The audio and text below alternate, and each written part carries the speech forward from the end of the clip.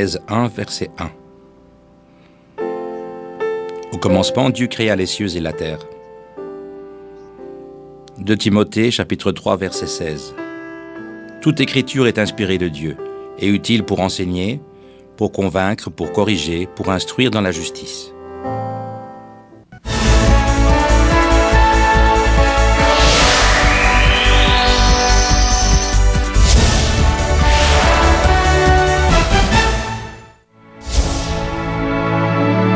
The speaker, Reverend Dr. Gerald Lee, suffered from various diseases for 7 years before knowing God.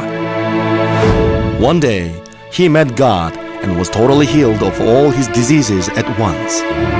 Afterwards, he lived only according to the Word of God and was called as a servant of God. In 1982, he started Manmin Church with 13 people, including 4 children in Seoul, South Korea. His church increased year after year in accordance with the guidance of God and was reported as one of the top World 50 churches by the U.S. religious magazine Christian World in February 1993. And it has become a great church with more than 100,000 registered members in 2004. In addition, Reverend Dr. Gerald Lee, as a senior pastor of Manmin Church, takes the lead in spreading the gospel to the world, obeying the Great Commission of the Lord. Now, Manmin Church has more than 50 branch churches in major cities of Korea and thousands of branch churches in tens of overseas countries, including Kenya, the US, Canada, Japan, France, India, the Philippines, and Honduras.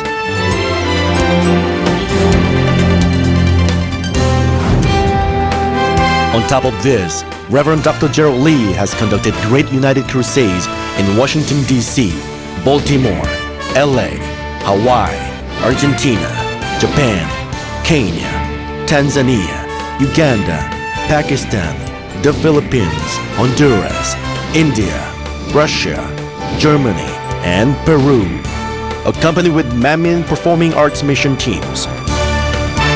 Wherever he held crusades, miracle healing works of God took place so greatly that he has been reported as a worldwide revivalist by many TV broadcasting stations, including CNN, a worldwide news channel.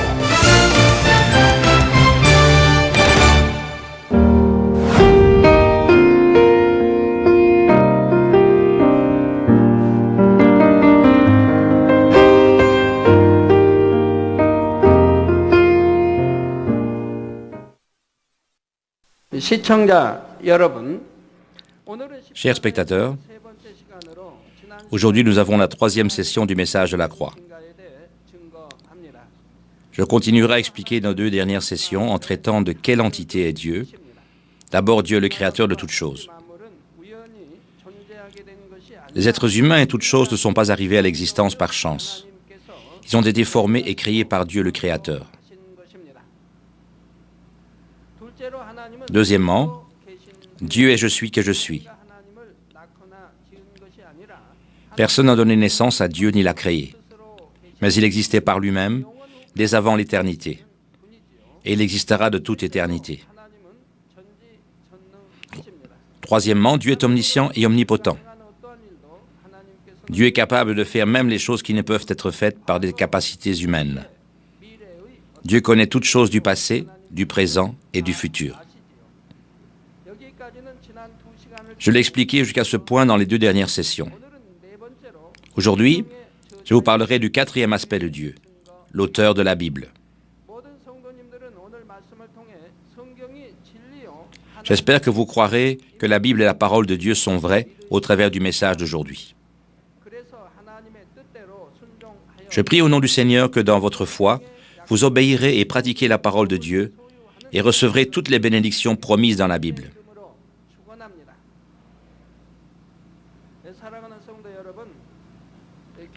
Chers frères et sœurs en Christ, lorsque vous venez à l'Église, chacun reçoit une portion de la Bible. Le chemin du salut est clairement expliqué dans la Bible. Elle explique pourquoi Dieu a créé les êtres humains, comment il a conduit l'histoire humaine, ainsi qu'au sujet du début et de la fin de la culture humaine. Elle nous dit aussi clairement au sujet du ciel et de l'enfer, le Seigneur et Sauveur Jésus-Christ est la tâche de l'homme. Lorsque vous croyez et pratiquez ces choses, vous gagnerez le salut et la vie. Alors vous gagnerez les qualifications pour entrer dans le royaume des cieux. Il y a d'innombrables livres dans ce monde, mais seule la Bible peut donner le salut et la vie aux hommes.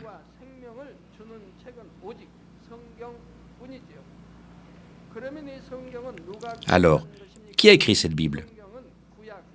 La Bible se compose de 66 livres, 39 livres dans l'Ancien Testament et 27 livres dans le Nouveau Testament. Il est connu qu'au total, 34 personnes ont écrit la Bible. 26 personnes pour l'Ancien Testament et 8 personnes pour le Nouveau Testament. Par exemple, la Genèse a été écrite par Moïse et l'Ecclésiaste par Salomon. Ésaïe a été écrit par Ésaïe. Le Nouveau Testament a été écrit par des gens comme les apôtres Paul, Pierre, Jacques et Jude, et les évangiles de Matthieu, Marc, Luc et Jean sont appelés du nom de leur auteur.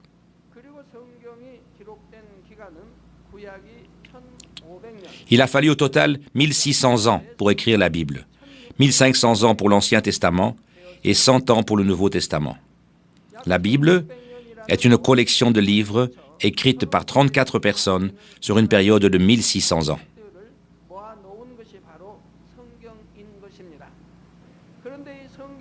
Mais l'auteur de la Bible est Dieu.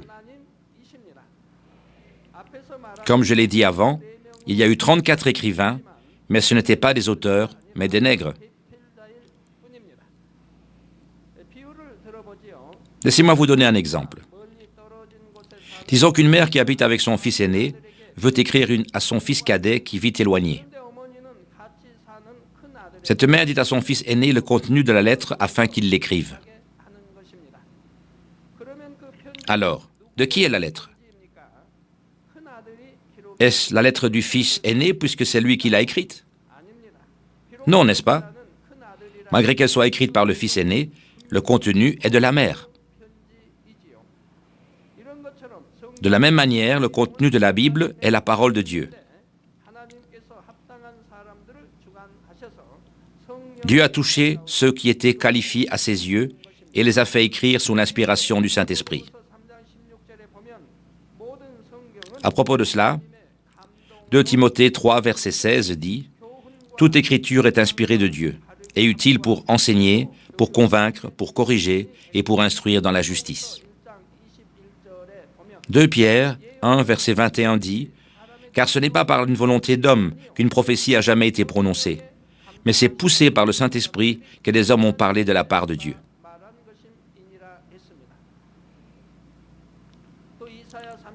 Ésaïe 34, verset 16 dit « Considérez le livre de l'Éternel et lisez. Aucun d'eux ne fera défaut, ni l'un ni l'autre ne manqueront, car sa bouche l'a ordonné. C'est son esprit qui les rassemblera. »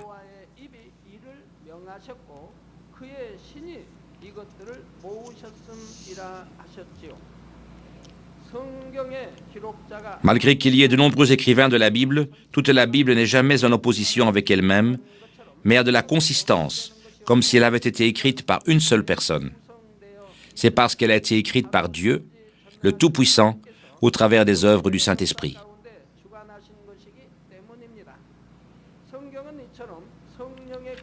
Parce que la Bible est écrite sous l'inspiration du Saint-Esprit, vous devez également l'interpréter avec l'inspiration du Saint-Esprit. Si vous interprétez avec la connaissance humaine, il y aura des mécompréhensions. 2 Pierre 3, verset 16 dit « C'est ce qu'il a fait dans toutes les lettres où il parle de ces choses, dans lesquelles il y a des points difficiles à comprendre, dont les personnes ignorantes et mal affermies tordent le sens, comme celui des autres Écritures pour leur propre ruine. »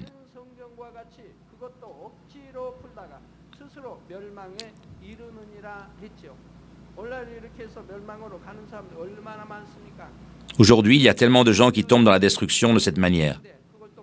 Vous pouvez seulement croire la Bible telle qu'elle. Mais il y a tellement qui enseignent de manière opposée. Dieu nous dit de crier dans la prière. Les hommes de Dieu dans l'Ancien comme dans le Nouveau Testament se sont écriés dans la prière et même notre Seigneur a crié jusqu'à ce que sa sueur devienne des gouttes de sang. Mais certaines personnes disent que c'est mauvais de crier en priant ou de prier en langue. Ils parlent contre la parole de Dieu. C'est pourquoi il est écrit « Les personnes ignorantes et mal affermies tordent le sens, comme celui des autres Écritures, pour leur propre ruine. » Si vous n'interprétez pas la Bible sous l'inspiration du Saint-Esprit, mais avec des pensées humaines, vous allez la comprendre différemment des intentions de Dieu. Vous tomberez dans la destruction. Si vous interprétez la Bible sous l'inspiration du Saint-Esprit, vous serez capable de réaliser que les versets correspondent entre eux. Disons que je prêche avec le titre « Foi ». Alors tous les versets concordants dans l'Ancien et le Nouveau Testament vont se rassembler. Pendant combien d'heures pourrais-je délivrer le message sous le titre « Foi » ? Je peux même prêcher 10 ou 50 heures. Pourquoi ? Si vous commencez à faire coïncider chaque verset dans la Bible, elle continuera à coïncider pour en expliquer l'entièreté. Avec un titre « Foi », elle peut vous dire tout à propos de la foi et aussi du salut, et je puis même prêcher pendant 50 heures ou même 100 heures. C'est à cause de tous ces versets. C'est comme il est dit, aucun d'entre eux ne manquera, aucun ne manquera son verset sœur. Tout comme les perles doivent être filées pour devenir un collier, chaque verset trouve son complément dans les versets correspondants qui le complètent et le rendent parfait en le complétant dans sa signification spirituelle. Laissez-moi vous donner un exemple facile. Acte 2, verset 21 dit « Alors quiconque invoquera le nom du Seigneur sera sauvé ». Mais uniquement au départ de ce verset, nous ne pouvons pas comprendre complètement la volonté de Dieu au sujet du salut. Ainsi, si vous dites, en vous basant sur ce verset, que vous pourrez être sauvé uniquement en invoquant le nom du Seigneur, vous allez vous méprendre sur la Bible. Vous stockez de mauvaises informations de cette manière. Comme il est dit en Matthieu 7, 21, « Ceux qui me disent « Seigneur, Seigneur » n'entreront pas tous dans le royaume des cieux. » Vous n'entrerez pas dans le royaume des cieux simplement en disant « Seigneur, Seigneur », mais seulement celui qui fait la volonté de mon Père qui est dans les cieux. Nous ne pouvons pas répondre à la condition pour le salut uniquement en prononçant le nom du Seigneur. C'est pourquoi Romains 10, 10 dit « Car c'est en croyant du cœur qu'on parvient à la justice, et c'est en confessant de la bouche qu'on parvient au salut. » Cela parle de ce qu'est la foi. Nous devons croire dans le cœur. Nous ne devons pas entendre la parole et la garder en tant que connaissance seule, mais nous devons croire dans notre cœur. Ainsi, en croyant dans le cœur, nous serons justifiés. La foi de connaissance et la foi du cœur sont complètement différentes. Si vous croyez dans le cœur, votre œuvre suivra. Vous vivrez par la parole dans la lumière. Avec votre œuvre, votre foi sera rendue parfaite. Votre cœur sera cultivé par l'Esprit. Vous allez chasser toute forme de mal et devenir sanctifié. Vous deviendrez un vrai homme de Dieu qui garde les commandements de Dieu. C'est cela, être justifié. Parce que vous chassez le mal et devenez sanctifié, vous devenez justifié. C'est pourquoi il est écrit, car c'est en croyant du cœur qu'on parvient à la justice.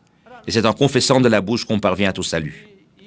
Ceux qui croient dans leur cœur comme cela seront justifiés. Et quand ils confessent de leur bouche, « Seigneur, je crois que tu es mon sauveur », ils seront sauvés. C'est-à-dire, seuls ceux qui sont justifiés, en croyant dans leur cœur, seront sauvés en confessant de leur bouche. Vous ne serez pas sauvés uniquement en sachant dans votre tête et en disant « Seigneur, je crois ». Qu'en est-il alors de la foi? Acte 2, verset 14 dit « Mes frères, que sert-il à quelqu'un de dire qu'il a la foi s'il n'a pas les œuvres? Cette foi peut-elle le sauver? » Ils disent qu'ils ont la foi, mais ils ne vivent pas selon la parole de Dieu. Ils ne gardent pas les commandements de Dieu. Ils ne vivent pas dans la lumière. Alors, ce type de foi les sauvera-t-il? Notre Seigneur dit non. Ceux qui sont justifiés en croyant dans leur cœur seront suivis par des preuves de leurs œuvres. Si vous croyez vraiment que Jésus est mort pour pardonner vos péchés, les œuvres suivront, tandis que vous vivez selon la parole de Dieu.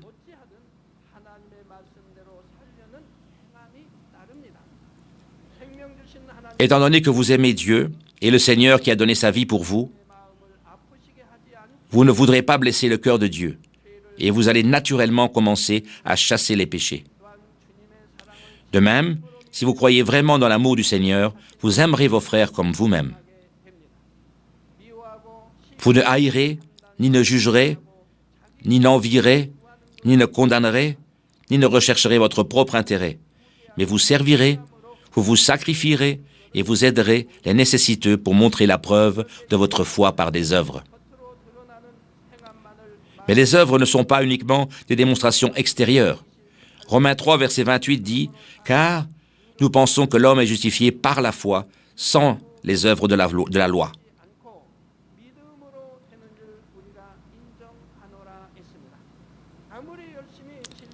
Peu importe la mesure où vous pratiquez la vérité, si vous ne le faites pas avec foi, vous ne pouvez pas être justifié par les œuvres seules. Votre cœur doit devenir saint parce que vous croyez dans le Seigneur. Et vos œuvres doivent venir de la sainteté de votre cœur en tant qu'œuvre complète. C'est pourquoi croire dans le cœur signifie rendre saint votre cœur duquel des œuvres saintes peuvent provenir, c'est-à-dire circoncire votre cœur. C'est pourquoi la Bible nous dit de circoncire notre cœur pour enlever la carapace de notre cœur. Lorsqu'un homme circoncit son cœur en croyant de cette manière et en confessant le nom du Seigneur de ses lèvres, il recevra le salut.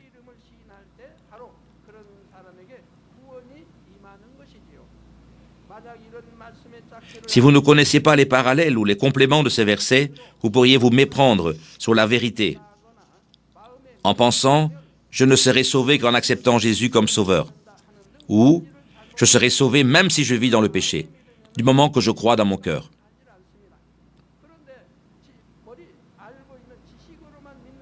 Bien sûr, si vous croyez dans votre cœur, vous ne vivez pas dans le péché.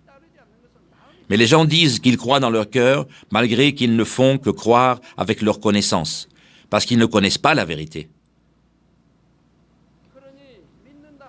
S'il n'y a pas les œuvres, ce n'est pas croire dans son cœur. Ce n'est que de la connaissance, de l'intelligence. Ainsi, dans ce cas, vous continuerez à commettre des péchés et par conséquent, vous ne gagnerez pas la vie, mais vous irez vers la destruction. De la même manière, pour connaître parfaitement la volonté de Dieu dans chaque verset, vous devez connaître les versets parallèles. De cette manière, vous pourrez comprendre parfaitement la signification spirituelle correcte.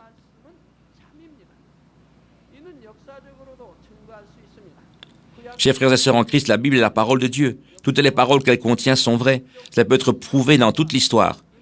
Vous pouvez voir dans l'Ancien Testament que l'histoire d'Israël, les événements historiques et les gens, et les endroits et les coutumes sont très réalistes.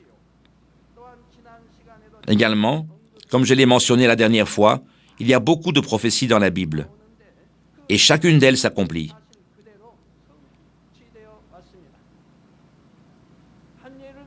Par exemple, Luc 19, versets 43 et 44, « Il viendra sur toi des jours où tes ennemis t'environneront de tranchées, t'enfermeront et te serreront de toutes parts.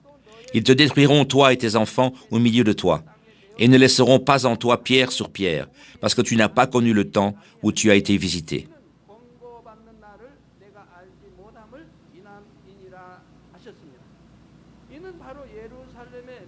C'est la prophétie de Jésus sur la destruction de Jérusalem. Plus ou moins 40 ans après cette prophétie, vers 70 après Jésus-Christ, la ville de Jérusalem a été détruite par le général Titus de l'Empire romain. Cela s'est produit exactement comme Jésus l'avait prophétisé. Les soldats romains ont construit une tranchée autour de la muraille de la ville. Après avoir conquis la ville, ils ont brutalement massacré les enfants et ont détruit tous les bâtiments, ne laissant pas pierre sur pierre.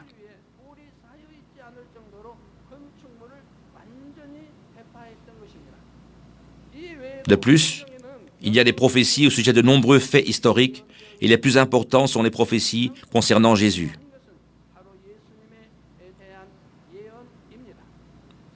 Pour accomplir le chemin du salut qui est le thème principal de la Bible, le Sauveur devait venir pour sauver l'humanité qui était pécheresse.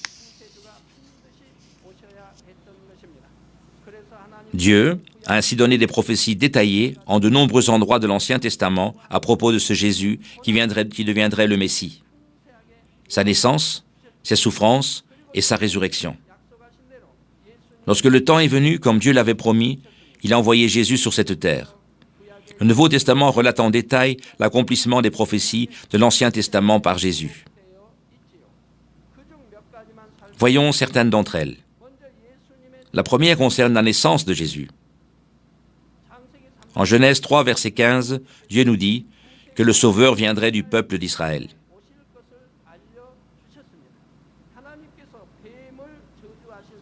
Lorsqu'il a maudit le serpent, il a dit « Je mettrai l'inimitié entre toi et la femme, entre ta postérité et la sienne. Elle t'écrasera la tête et tu lui mordras le talon. »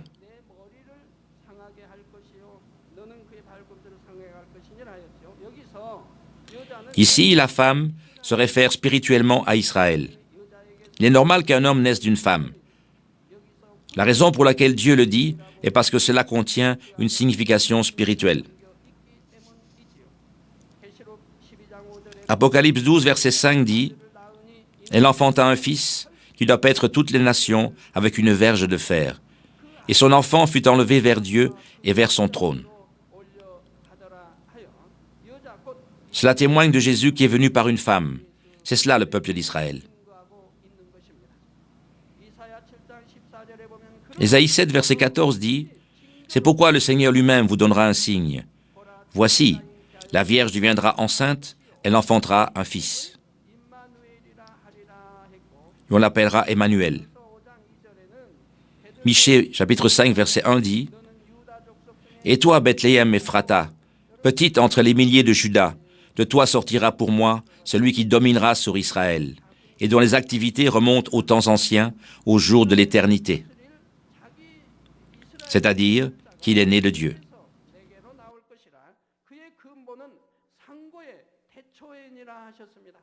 Comme prophétisé, Jésus a été conçu par le Saint-Esprit.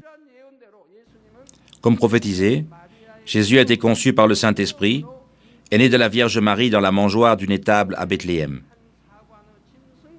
De même, après la naissance de Jésus, le roi Hérode a ordonné le massacre de tous les garçons en dessous de l'âge de 2 ans dans une tentative pour tuer Jésus.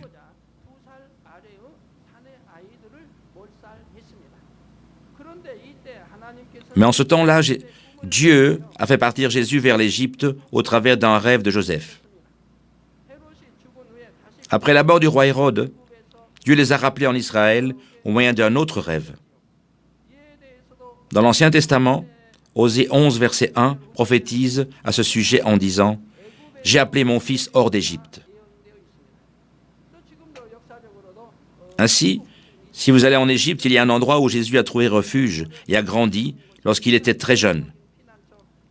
Il y a une église de refuge.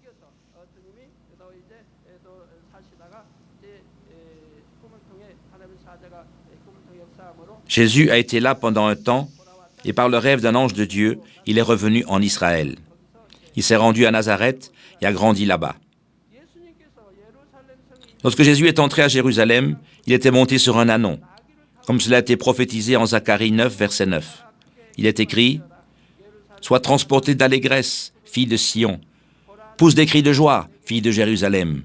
Voici, ton roi vient à toi. Il est juste et victorieux, sur un âne, le petit d'une ânesse. »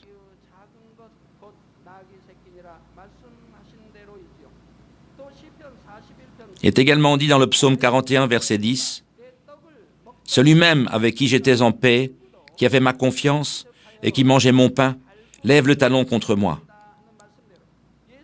Judas l'Iscariote, qui recevait le pain de la parole de Dieu, a trahi et vendu Jésus.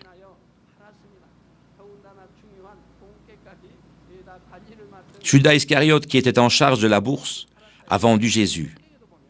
C'est pourquoi la Bible se réfère à lui comme « mon ami proche, qui avait ma confiance et qui mangeait mon pain ».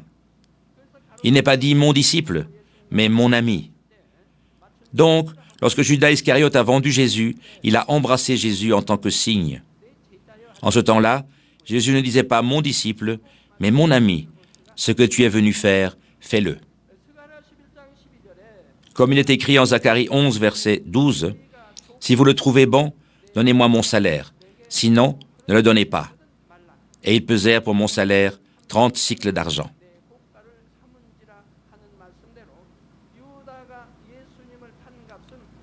En plus de ça, de nombreux passages d'Ésaïe, des psaumes et des Zacharie prophétisent avec de grands détails sur les souffrances de Jésus. Dans quelle sorte de tombe il serait enseveli, comment il ressusciterait des morts et comment il monterait au ciel.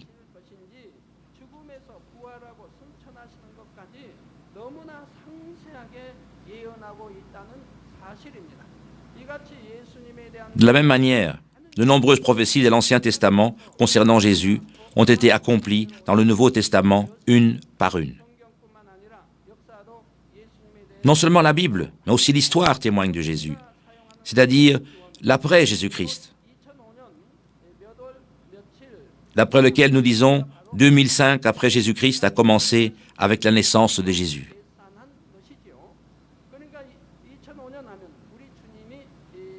Lorsque nous disons l'année 2006, cela signifie que 2006 années se sont écoulées depuis que le Seigneur est né sur cette terre pour nous sauver. Nous connaissons notre ère après Jésus-Christ à partir de la naissance de Jésus. 1 Corinthiens 15, verset 6 dit aussi qu'il y a 500 personnes qui ont témoigné de la résurrection de Jésus. Il est dit, ensuite, il est apparu à plus de 500 frères à la fois, dont la plupart sont encore vivants et dont quelques-uns sont morts.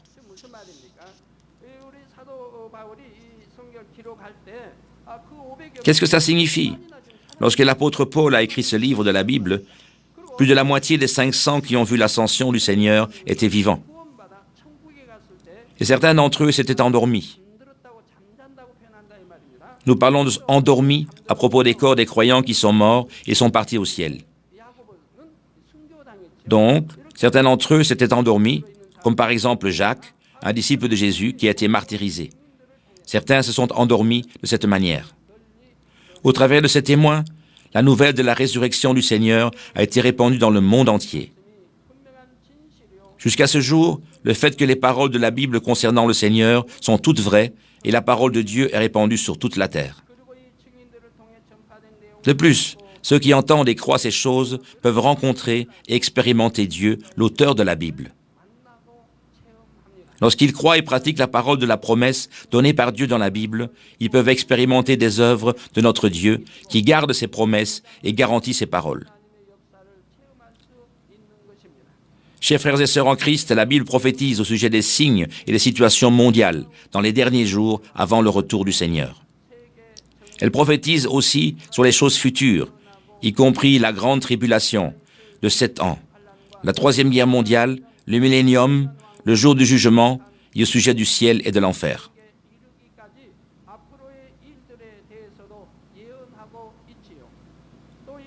La Bible dit aussi en détail comment nous, qui vivons dans ce type de mouvance de l'histoire, pouvons recevoir le salut et les bénédictions et comment nous pouvons aller dans le royaume des cieux. Mais certaines personnes, malgré qu'elles confessent leur foi en Dieu, ne croient pas que la Bible est la parole de Dieu. Il y en a certains autres qui disent qu'ils croient que la Bible est la parole de Dieu, mais ils ne croient pas entièrement toutes les paroles de la Bible. Ainsi, lorsque la Bible ne coïncide pas avec leurs propres pensées ou leurs intérêts, ils n'agiront pas selon elle. La Bible est sûrement la parole de Dieu qui est entièrement garantie par Dieu. C'est pourquoi Dieu bénit comme il l'a promis tous ceux qui croient dans les promesses de la Bible et qui la pratiquent. Par exemple, Marc 9, 23 dit ceci, « Si tu peux, tout est possible à celui qui croit. Il n'y a rien d'impossible pour les croyants. » Marc 16, versets 17 et 18 dit, « Voici les miracles qui accompagneront ceux qui auront cru. En mon nom, ils chasseront les démons. Ils parleront de nouvelles langues. Ils saisiront des serpents. S'ils boivent quelques breuvages mortels, il ne leur fera point de mal. Ils imposeront les mains aux malades, et les malades seront guéris. » La parole de Dieu dit clairement que tout est possible pour celui qui croit, et ces signes suivront.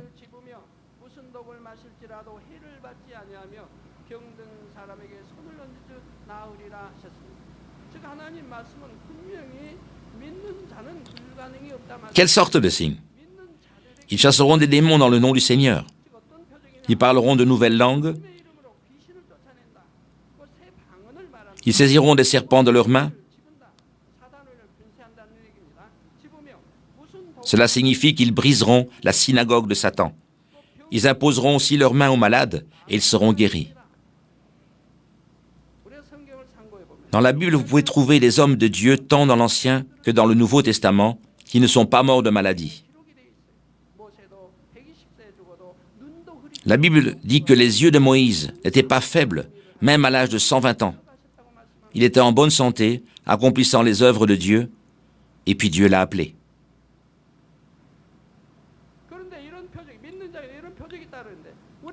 Et ces miracles suivront ceux qui ont cru. Nos membres ont la vraie foi, et donc ces signes les suivent. Lorsque nos pasteurs et ouvriers imposent les mains aux malades et prient pour eux, ils sont guéris. Ils sont même guéris de maladies graves, même en transcendant le temps et l'espace. Au travers des prières avec les mouchoirs, ces miracles suivent dans le monde entier. Pourquoi? Si vous croyez la Bible, ces signes suivront. Ces signes ne suivent pas parce qu'il y a un problème avec la foi de quelqu'un. Si vous croyez vraiment, les signes suivront, tel que c'est écrit dans la Bible. Vous guérirez donc vos propres maladies et aussi celles des autres.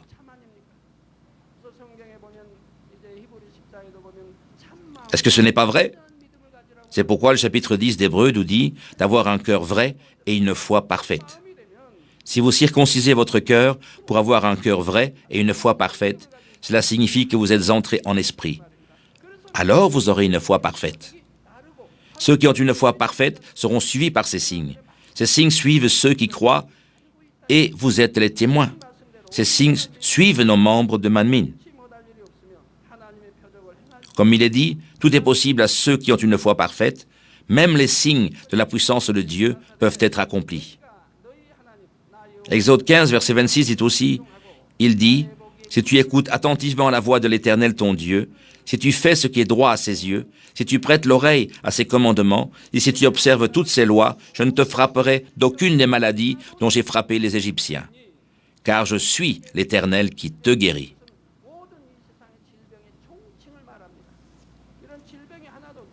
Dieu notre Père, il est le Dieu qui guérit. Même si nous avons une maladie, il nous guérit. Alors pourquoi nous donnerait-il une maladie? Nous devons donc connaître Dieu et croire en lui.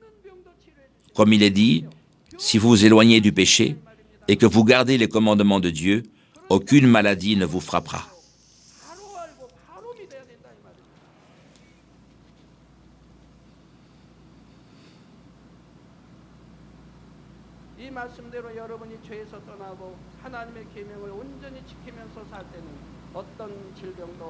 Si vous avez une maladie, vous en connaissez la raison. Vous savez quel commandement de Dieu vous avez violé ou quelle espèce d'œuvre de la chair vous avez commise. Ou si vous avez une maladie alors que vous n'avez pas commis de péché, il doit y avoir une raison.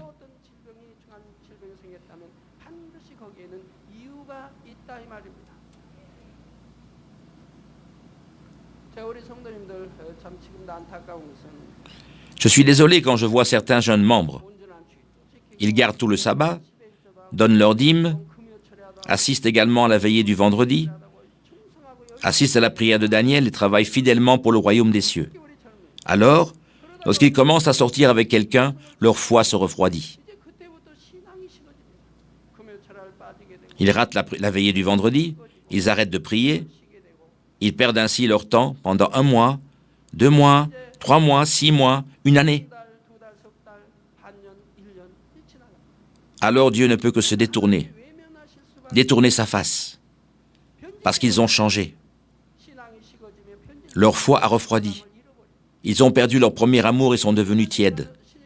Dieu a sûrement dit dans le livre de l'Apocalypse qu'il les vomirait s'ils ont une foi tiède.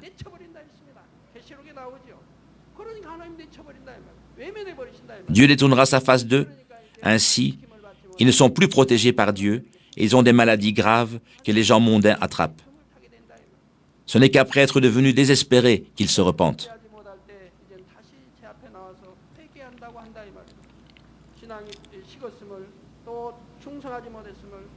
Ils se repentent parce que leur foi a refroidi. Ils n'ont pas été fidèles devant Dieu et ils n'ont pas accompli leur tâche, et ils ont commis les œuvres de la chair. Alors ils reçoivent la prière. Mais malgré qu'ils reçoivent la prière, ils doivent se repentir du plus profond de leur cœur. Ils ont aimé Dieu tellement passionnément, mais leur amour a changé et s'est refroidi. Comment leur amour et leur foi peuvent-ils refroidir uniquement à cause d'un petit ami ou une petite amie qui n'est qu'une simple créature? Leurs âmes doivent être prospères. Ils devraient commencer à se préparer en tant qu'épouses du Seigneur et aller vers de meilleurs lieux de séjour dans les cieux. Mais au contraire, ils se dirigent sur le chemin de l'enfer. Combien fâche-t-il Dieu? Ils doivent donc briser leur cœur et se repentir avec des larmes. Il ne faut pas le déchirer avec un couteau ou quelque chose d'autre. Ils devraient déchirer leur cœur et se détourner complètement. Vous pouvez venir et recevoir la prière après vous être complètement détourné. Alors le Seigneur vous guérira instantanément. Si vous vous détournez du plus profond de votre cœur, vous serez guéri par une seule prière. Mais sans vous détourner entièrement, si vous vous contentez d'écrire ou de dire seulement de vos lèvres que vous vous repentez, même dans la prière, vous ne serez pas guéri parce que vous n'êtes pas complètement détourné. Même si vous êtes guéri, vous ne serez pas entièrement guéri. Dieu vous guérira dans la mesure où vous vous détournez. Si vous détournez vraiment et vous repentez avec ferveur de votre foi refroidie, de votre premier amour refroidi, menant une vie chrétienne tiède, n'étant pas fidèle devant Dieu, n'accomplissant pas votre tâche, mais aimant le monde et tombant dans le monde, et que vous recevrez la prière, vous serez guéri par une seule prière. Même si vous recevez une maladie pour ne pas vivre selon les commandements de Dieu, vous pourrez être guéri après avoir brisé le mur de péché contre Dieu. Donc même si vous recevez une prière d'un homme puissant de Dieu pour être guéri de votre maladie ou trouver une solution à votre problème, vous devez d'abord vous repentir.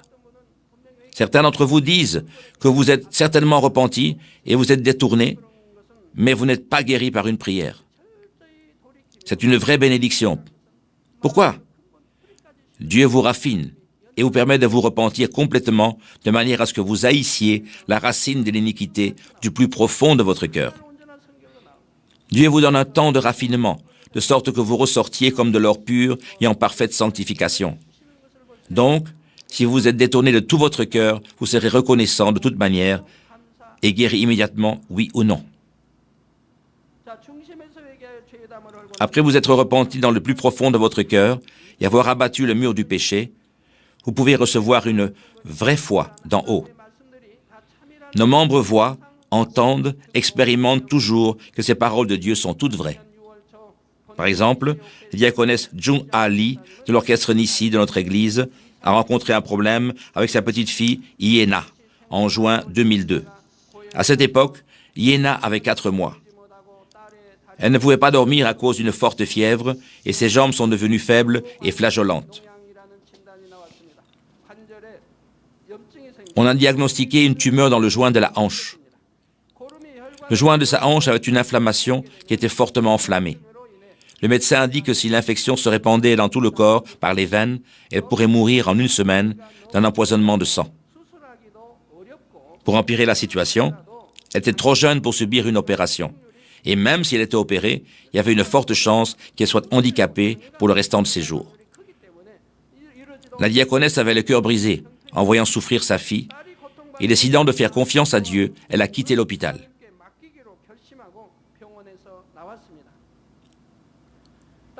En priant pour elle, elle s'est rendue compte que sa fille était malade par sa faute. Et elle a commencé à se repentir de ses péchés. Elle s'est repentie profondément dans son cœur pour avoir laissé refroidir sa foi, ne pas avoir prié, ne pas avoir été fidèle au royaume de Dieu, ne pas être reconnaissante à Dieu et ne pas vivre selon la parole de Dieu. Alors, avec un esprit en paix, elle est venue vers moi pour recevoir la prière. Après la prière, sa fille qui ne pouvait pas dormir mais criait constamment a commencé à dormir paisiblement. Elle a retrouvé de la force dans ses jambes et a pu les remuer. 1 mois plus tard, au travers des rayons X, la diaconesse Jung Ah Lee a pu voir que sa fille était complètement guérie.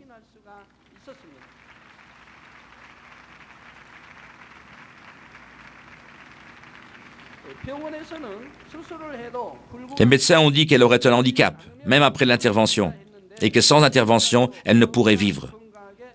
Mais elle grandit en bonne santé jusqu'à maintenant.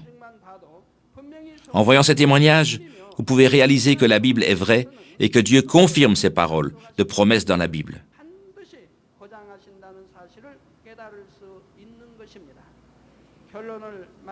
Laissez-moi conclure ce message. Chers frères et sœurs en Christ et chers spectateurs, dans ces 3 sessions jusqu'à aujourd'hui, j'ai expliqué qui était Dieu. Dieu est le créateur de toutes choses. Il est « je suis que je suis ». Il est omniscient et omnipotent, et il est l'auteur de la Bible. Bien sûr, il y a de nombreuses manières de l'expliquer.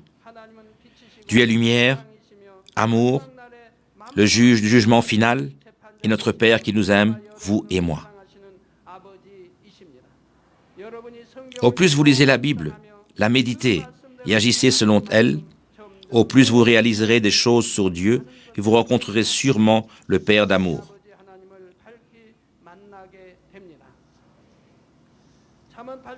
Proverbe 8, verset 17 dit « J'aime celui qui m'aime, et celui qui me cherche me trouve. »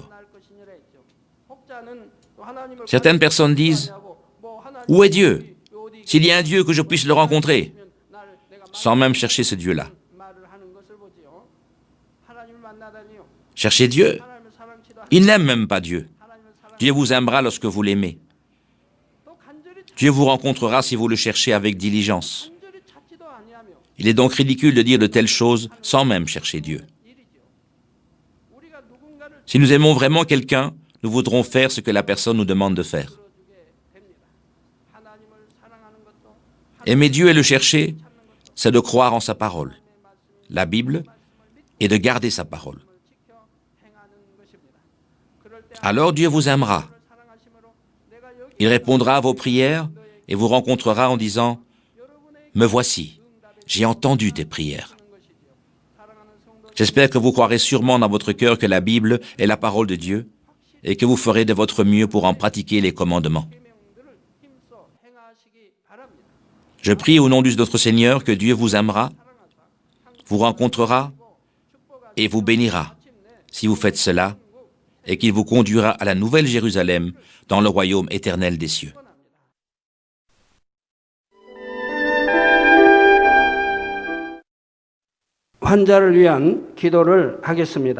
Je vais prier pour tous ceux qui sont malades.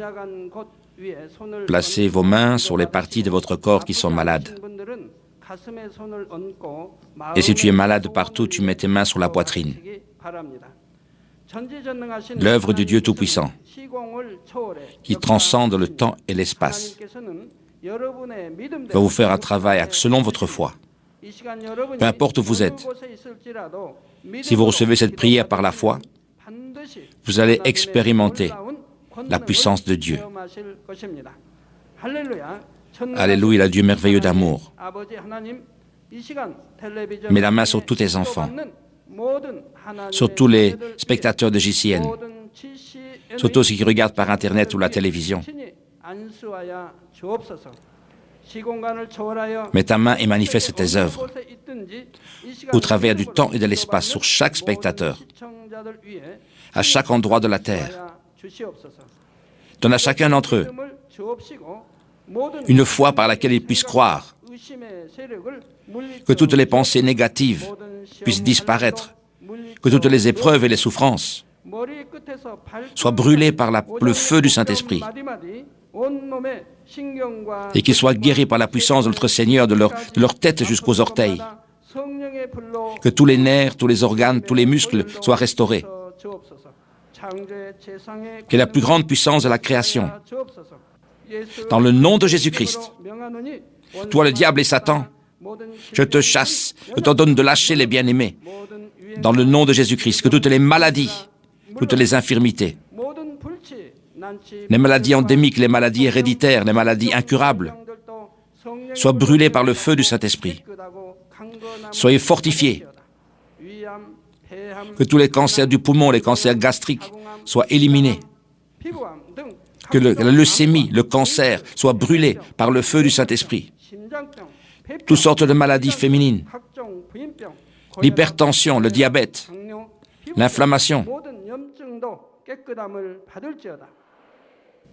que la polio et la paralysie soient guéris maintenant au nom de Jésus-Christ, que toutes les migraines, les névroses,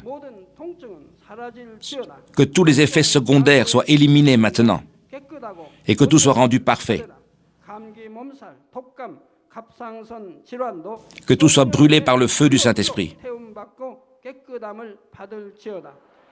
L'épilepsie, l'autisme et l'épilepsie, toutes sortes de maladies mentales, que toute puissance soit chassée dans le nom puissant de Jésus-Christ. Père Dieu, par la plus grande puissance de la création, que tout soit rendu parfait et saint, que tout ce qui est paralysé soit défait, que la vue qui est détruite soit maintenant restaurée, que les aveugles reçoivent la vue, que les muets commencent à parler, que ceux qui soient incapables de concevoir puissent maintenant recevoir la conception, que toutes les parties brûlées du corps soient maintenant restaurées par le feu du Saint-Esprit, que tous ceux qui sont addicts à la drogue, à la boisson soient maintenant guéris dans le nom de Jésus, que toutes les ténèbres soient chassées. J'ordonne dans le nom du Seigneur Jésus-Christ, à toi diable et Satan, et toutes les puissances des airs, partez maintenant, et que tous leurs messagers soient également chassés, et que toutes les puissances des ténèbres, les esprits impurs, les esprits de déception et de tourment, toutes les puissances de l'injustice soient chassées maintenant dans le nom de Jésus-Christ. Donne-leur la force de chasser leurs péchés, alors que leur âme prospère, qu'ils puissent prospérer dans tous les domaines de leur vie et qu'ils soient en bonne santé. Et Seigneur, donne-leur l'espérance et l'amour pour entendre et croire la bonne nouvelle. Qu'ils soient, Seigneur, épargnés de tous les accidents et de tous les désastres.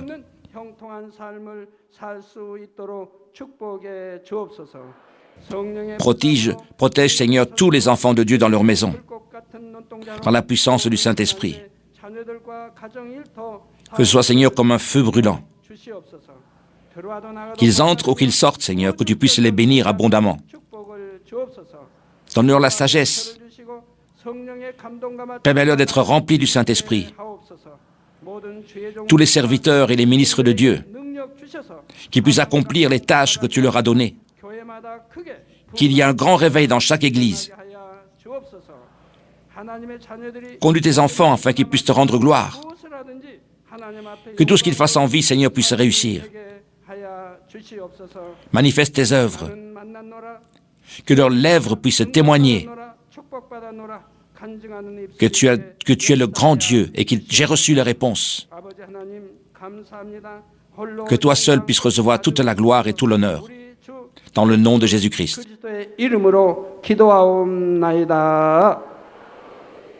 아멘.